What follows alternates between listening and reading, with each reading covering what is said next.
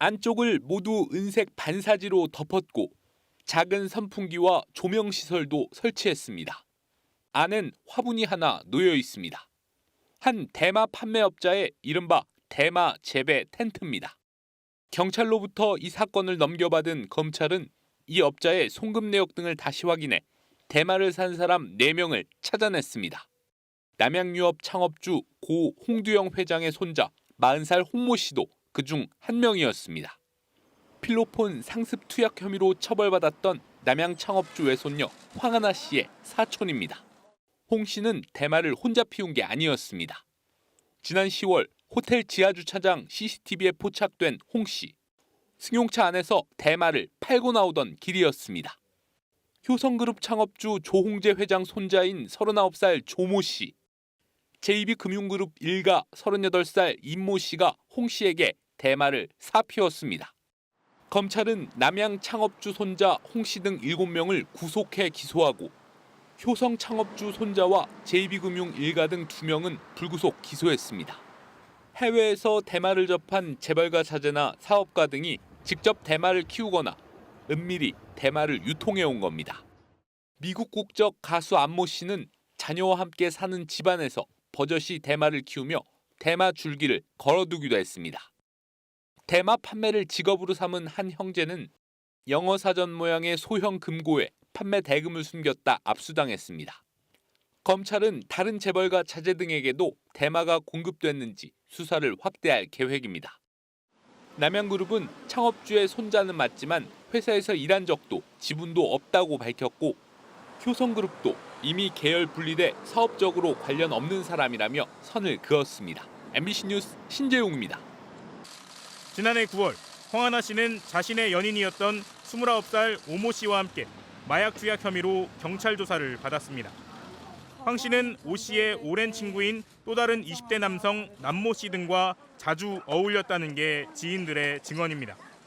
그런데 오 씨는 경찰에서 황하나 씨가 잠을 자고 있을 때 몰래 필로폰 주사를 놨다고 진술했다고 합니다. 경찰서에서 곧 죽어도 제가 몰래 놨어요. 잘 때 몰래 놨어요. 그래서 나 혈관을 잘 넣을 줄 몰라. 너 초보자는 말같이 하는 소리 하지 마. 서울 용산경찰서는 이 진술 등을 근거로 오 씨를 먼저 마약 투약 혐의로 검찰에 넘겼습니다. MBC는 황하나 씨의 마약 투약 정황이 담긴 녹음 파일 여러 개를 입수했습니다. 모두 지난해 8월 이후 녹음된 내용입니다. 황하나 씨와 연인이었던 오 씨, 오 씨의 친구 남치 등 3명이 함께한 자리에선 마약 경험담이 거리낌 없이 오고 갑니다. 우리 수원에서 했을 때 있지. 그때는 진짜 콜이 좋았어. 좋았어. 거침없는 욕설. 좋았어. 야 이거 북한산이야? 그래서 내가 2015년에 했던 뽕인 거야. 마약을 구해온 사람이 누구인지 털어놓기까지 합니다. 마지막 부분이요. 그게 눈꽃이야. 눈꽃 내가 너네 집 가서 받았던 눈꽃 내가 훔친 거 있어. 그거야. 그거 좋아. 그거 미쳤어 그 눈꽃. 셋의 관계를 잘 아는 한 지인은 마약 투약이 지난해 8월 이후 계속됐다고 증언합니다. 그 녹취에 등장한 수원에서 맞았던 게 거기서 맞았던 거예요? 네, 철원부터 수요일까지 수원이라는 곳에서 거의 동거하다시피 살았어요. 모두가 다 같이 하는. 그런데 지난달 17일 함께 어울렸던 남모 씨가 극단적 선택을 했다가 중태에 빠졌습니다. 남 씨는 당시 또 다른 마약 사건으로 경찰 수사를 받던 중이었습니다. 닷새 뒤엔 황 씨의 연인 오 씨는 경찰에 출석해 예전 진술을 번복하겠다고 밝혔습니다. 우리 그냥 다 솔직하게 얘기하면 그냥 하나가 시골이라고 하고 그냥 처음부터 끝까지. 아무튼 그건 나 진실 말하라고 하고 있으니까 공산당하고 있지. 오 씨는 최초 진술은 황 씨의 부탁을 받고 거짓말을 한 것이라고 말했다고 합니다. 나 집행유예 있으니까 나 이번에 가면 지금 2년 스타트다. 너가 몰래 투약한 걸 해줘라. 나 몰래 뽕. 얘네 말로는 그래요. 그리고 이틀 뒤 이번엔 오 씨가 자신의 집에서 생을 마감했습니다. 그런데 오 씨가 남긴 유서에는 뜻밖에도 황하나를 마약에 끌어들여 미안하다는 취지의 글이 남아 있었던 것으로 확인됐습니다. 자신의 진술을 다시 원점으로 되돌린 겁니다. 황하나 씨는 오 씨 사망 이틀 뒤 지인들에게 유서가 있는지 캐물었습니다. 저는 무슨 일이 도대체 있었던 건지도 모르겠고. 유서는 있을 거 아니야. 는 보지 않았을까 유서? 황하나 씨의 마약 투약 의혹과 관련된 핵심 당사자 2명이 모두 증언을 할 수 없게 된 상황. 황 씨도 최근 병원에 입원한 것으로 알려졌습니다. 둘 다 이렇게 극단적 선택을 할 친구들이 아니라는. 아 절대 아니에요. 절대. 그럼 정확하게 밝혀졌으면 좋겠어요. 얘가 마지막까지 어떤 심정이었고 누구랑 연락을 했고 얘가 너무 억울해했고 끝까지. 경찰은 관련 녹취 파일을 확보하고 사실관계를 조사 중이라고 밝혔습니다. MBC 뉴스 고은상입니다. 변종 대마를 상습 투약한 혐의로 구속됐던 재벌가 3세들이 오늘 법원에서 집행유예를 선고받고 풀려났습니다. 솜방망이 처벌이라는 비판이 나오고 있습니다. 장인수 기자입니다.